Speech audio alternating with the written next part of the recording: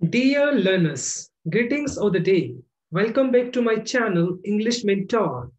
I am your English mentor, Anil, and today we are going to study the sixth part of tenses. In this particular topic, we are going to cover future continuous, future perfect, and future perfect continuous. Before we proceed, I would like to request you all, please subscribe to my channel, like, share, and comment. And also tap on the bell icon so that you may get the notification of all my updated videos. So let us start the topic in detail. तो आज हम study करने वाले हैं future continuous. सबसे पहले हम बात करेंगे फ्यूचर कॉन्टिन्यूअस कहाँ पे यूज होता है। देखिए, an action which will be in progress in future time at the time of speaking. कोई भी एक्शन जब आप फ्यूचर में बात करें कि उस टाइम पे ये एक्शन हो रहा होगा, तो वहां पर हम यूज करते हैं फ्यूचर कॉन्टिन्यूअस।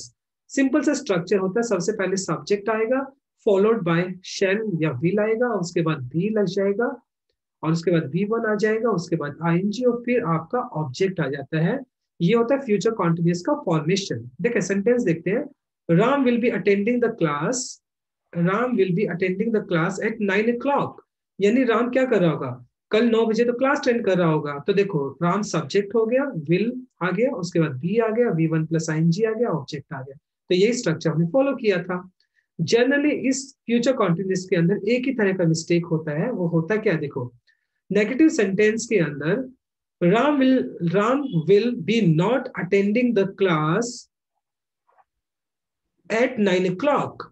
ये इनकरेक्ट हो गया। क्यों, देखो नॉट जो आएगा वो विल के बाद आएगा, लेकिन हमने यहाँ पे नॉट किसके बाद लगा दिया, बी के बाद नॉट लगा दिया, तो ये इनकरेक्ट हो गया। करेक्ट क्या होना चाहिए था, Ram will not be attending, Ram will not be attending the class at 9 o'clock। ये जो एरर होता है, बच्चे बहुत बार बी के बाद नॉट लगा देते हैं, विच इज इनकरेक्ट।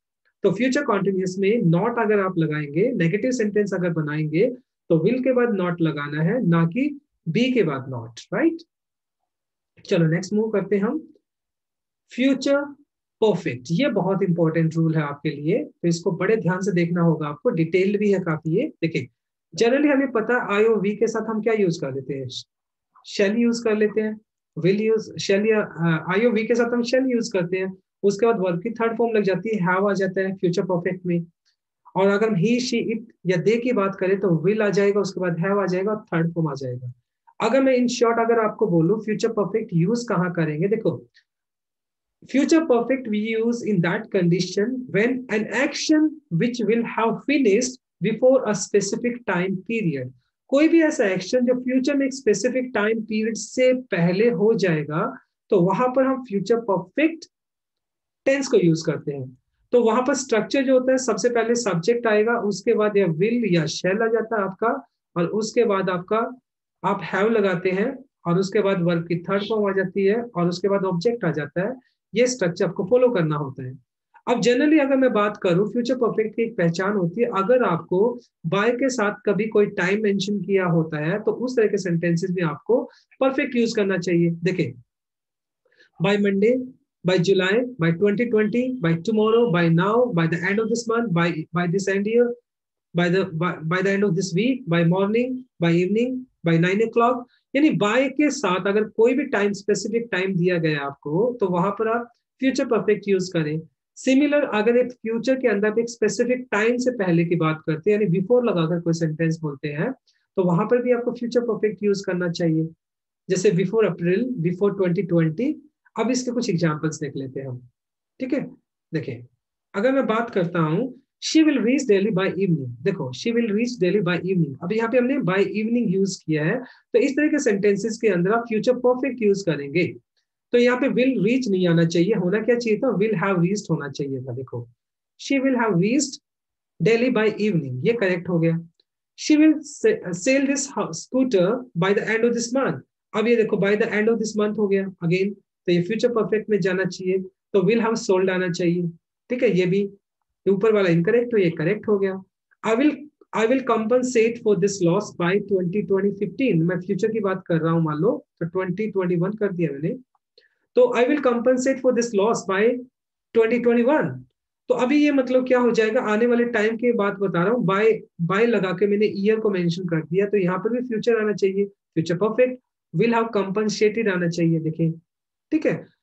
साथ के साथ अगर मैं टाइम से पहले की बात करता हूं तो वहां पर भी, तो हम क्या यूज करेंगे, वहां पर भी हम फ्यूचर परफेक्ट यूज करेंगे। देखो एक सेंटेंस लिखता हूं मैं, अब अगर मैं बोलता हूं I will submit my project, I will submit my project on Monday, on Monday, तो ये तो ऑन मंडे, ये तो हो गया स्पेसिफिक डे की बात हो गई।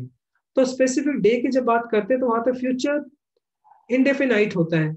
लेकिन अगर मैं यहाँ ऑन मंडे से पहले, अगर मैं यहाँ पे स्पेसिफिक टाइम पीरियड से पहले की बात कर देता और मैं लिख देता बिफोर मंडे, तो यहाँ पर क्योंकि एक स्पेसिफिक टाइम पीरियड से पहले की बात कर दी, तो वहां पर आपका फ्यूचर इंडेफिनाइट नहीं बल्कि होना क्या चाहिए था, आई विल हैव आएगा, फिर क्या आएगा, I will, I will have, और आई विल हैव, चलो मैं दोबारा से लिखता हूँ पूरे सेंटेंस को, क्योंकि मैंने बिफोर मंडे कर दिया, तो बिफोर मंडे के साथ मुझे क्या करना होगा, मुझे लिखना होगा I will have, I will have submitted my project before Monday, before Monday. तो क्योंकि मैंने यहाँ पे बिफोर मंडे ऑलरेडी लिखा हुआ है, क्योंकि मैंने एक स्पेसिफिक टाइम पीरियड से पहले की बात कर दी, तो उसके केस में हमें क्या करना पड़ेगा, फ्यूचर परफेक्ट का रूल यूज करना पड़ेगा। तो इन शॉर्ट अगर मैं बात करता हूं, जब आप बाय प्लस कोई टाइम को मेंशन कर देते हो, ठीक है, तो वहां पर, या बिफोर से पहले, बिफोर फ्यूचर की अगर मैं बात कर रहा हूं, तो वहां पर भी आपको फ्यूचर परफेक्ट ही यूज करना होता है। तो ये सेंटेंस आपको बड़े ध्यान से देखना होगा, इस तरह के सेंटेंसेस में एरर आते हैं। तो बाय प्लस टाइम दिया हो या बिफोर प्लस टाइम दिया हो, स्पेसिफिक टाइम से पहले की फ्यूचर के अंदर मैं बात कर रहा हूं, तो वहां पर हमें फ्यूचर परफेक्ट यूज करना होता है। चलो नेक्स्ट देख लेते हैं। नेक्स्ट आ गया अपना future perfect continuous, this is the last tense of tenses. तो हम बात कर लेते हैं फ्यूचर परफेक्ट कॉन्टिन्यूस। जनरली ये टेंस यूज नहीं होता है, बहुत कम होता है, लेकिन फिर भी हमें कर लेते हैं इसको। An action which will begin in future will be progress in future and and in future. कोई भी ऐसा एक्शन जो फ्यूचर में स्टार्ट होगा, फ्यूचर में प्रोग्रेस में होगा, फ्यूचर में वो खत्म होगा, तो उस केस में हम फ्यूचर परफेक्ट कॉन्टिन्यूस यूज कर लेते हैं। स्ट्रक्चर सबसे पहले सब्जेक्ट शैल या विल आ जाएगा, उसके बाद हैव लगा के फिर बीन, V1 प्लस आईएनजी और फिर ऑब्जेक्ट आ जाता है। इसके कुछ एग्जांपल्स देखते हैं। He will have been taking his class for 2 hours, यानी वो 2 घंटे से अपनी क्लास ले रहा होगा।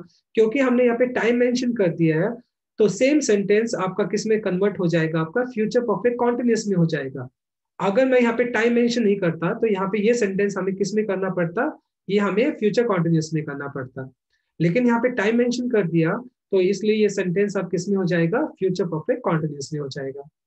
She will have been reading book for a week, वो एक हफ्ते से इस किताब को पढ़ रही होगी। सबसे पहले सब्जेक्ट, सब्जेक्ट आ गया, विल आ गया, हैव बीन आ गया, फिर उसके बाद V1 आईएनजी आ गया, ऑब्जेक्ट आ गया और टाइम आ गया आपका। तो इस तरीके से फ्यूचर परफेक्ट कॉन्टिन्यूस को हम यूज कर लेते हैं, ठीक है। So this is the end of the tenses. I have covered all the tenses in 6 parts and I try to make it simpler for you to understand tenses. So thank you very much for being patient listener. And tomorrow I'll come with another topic. Till then, bye-bye. Take care. Enjoy your day. Stay happy and blessed. But don't forget to subscribe to my channel, like, share, and comment.